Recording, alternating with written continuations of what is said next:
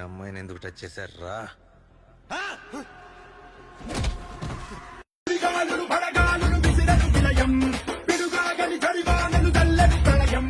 ఆకాశం పాతాళం మింగేలా చూస్తున్నా బడికించి నిలబడి నోళ్ళం తలబాకుల బడిలో పడి పెరిగిన వాళ్ళం చకరాకుల గడిలో కలగలిగిన వాళ్ళం పంచాకుల పోరలతో మన పంచ ప్రాణాలే పోరాడి గెలిచిన వాళ్ళం పడే అగ్గి జలం మీద పడే కొండ బిలం నాటగల గుండె బలం మనకి ఓవరం